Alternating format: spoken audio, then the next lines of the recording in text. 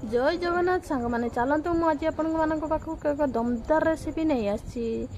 बहुत जन मत कमेंट जन कि दीदी आपण आमको केक रेसिपी निश्चित शिखतु तो मुझे आपण पाखक नहीं आसी केक रेसिपी। चलतु मंजुलता किचन रे आपण मानकु अनेक अनेक स्वागत करुच्ची। नुआ करी मो चैनल को आसते सब्सक्राइब निश्चित करेंगे और शेष पर्यंत देखिए। मु एठारे 1 कप कदली को पेस्ट करी 1 कप चीनी एड कर भेलिना से 1 चामच दे सारापर आम से भल भाव गोल देवा भल भाव मिक्स करदेबा। मिक्स कर सारापर आम आज वेजिटेबल ऑयल 1/3 कप देवा 1 कप तापर भी आम मिक्स करवा एवं भल भाव गोल देवा। एबे देखो भल भाव आम गोल होगा। एबे आम कौन करवा ना गोटे छांकणी नवा से आम 1 कप मैदा दबा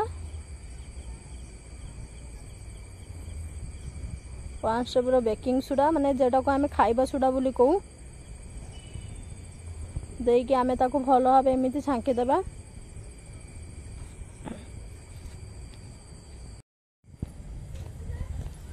से आम किसी क्षीर एड करवा एवं ताको भल भाव गोल देबा।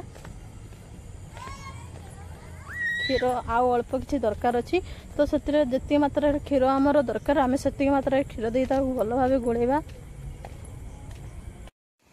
तापर आम ताको भल भाव एमती गोलेबा भल भाव एमती गोलेबा।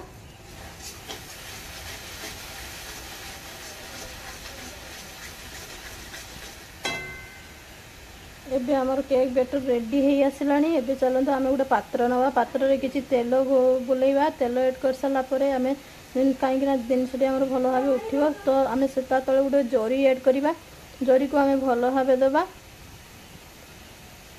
चलते एबे हमर थिबा पेस्ट को ता भीतर पकेइबा।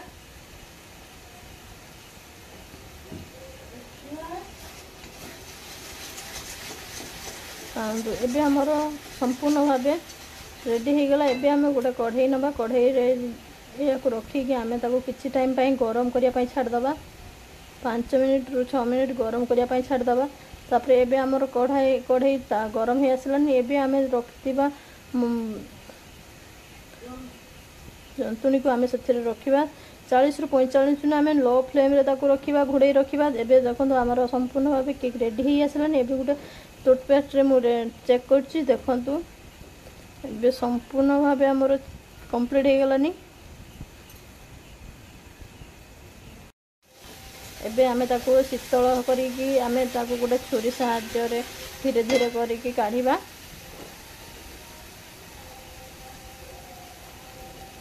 देखंतु शीतल हो गला परे केते सुंदर भाव उठी गला। तो एबे आम रेडी हो गला केक। आपण या बर्थडे रे मध्य काटी परिवे। चलते या काटिक देखिए केते स्मूथ केते नरम केते सुंदर भाव होइछि।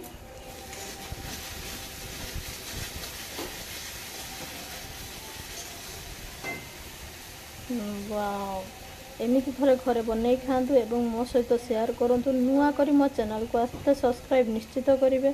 से पर्यंत रखुची बाय जय जगन्नाथ।